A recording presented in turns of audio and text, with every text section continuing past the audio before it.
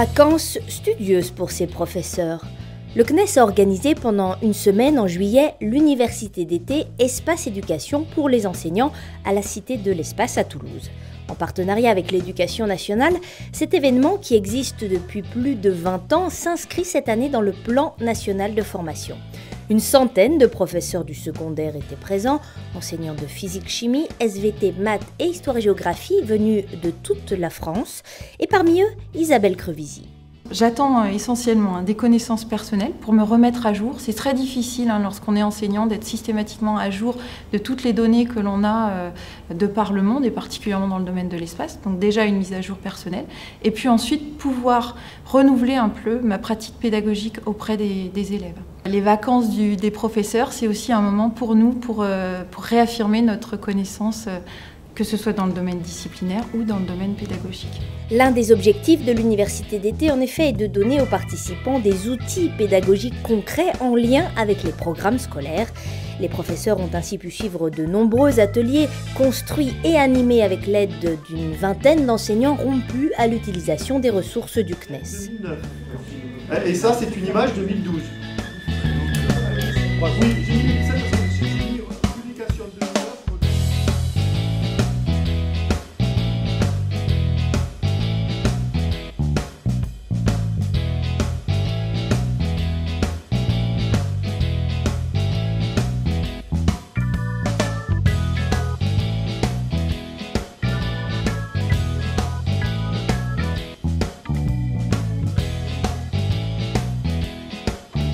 Cette année, l'université avait pour thème l'observation de la Terre.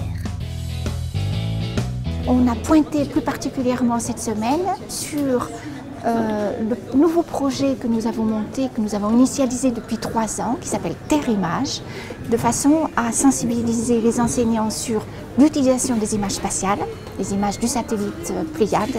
Ce sont des images de haute résolution, donc ils peuvent prendre connaissance ainsi à travers les images de ce qu'on peut apporter en termes de développement durable. Donc sur différentes thématiques, urbanisation, littoral, végétation, etc. Les enseignants s'approprient les images spatiales et on leur propose des séquences pédagogiques.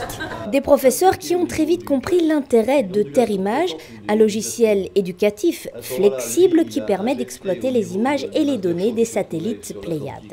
Et donc là, on peut avoir des documents originaux et surtout qui peuvent être des documents locaux. Quand, notamment en seconde, on parle par exemple des littoraux, il est plus intéressant pour moi qui suis en Picardie d'avoir une photo sur une image satellite sur un littoral picard que sur un littoral d'Aquitaine. Bon, c'est intéressant, j'ai rien contre l'Aquitaine, mais bon, pour les élèves, c'est plus parlant. Les participants ont aussi pu suivre des conférences sur des thèmes d'actualité, la mission Rosetta ou les enjeux d'Ariane 6, et visiter le centre spatial de Toulouse, la Cité de l'Espace, le site d'Airbus, Defence and Space et l'observatoire de Jolimont.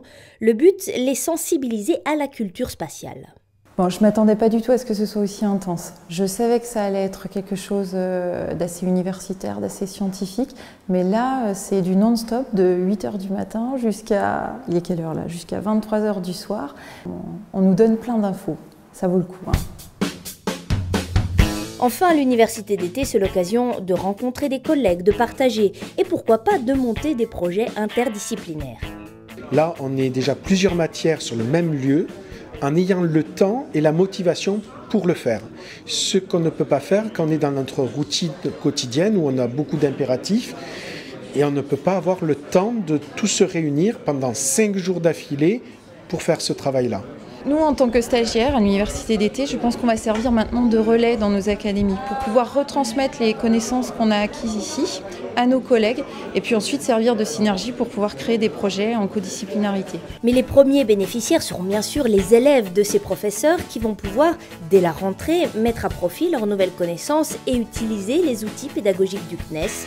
Prochaine édition en 2016.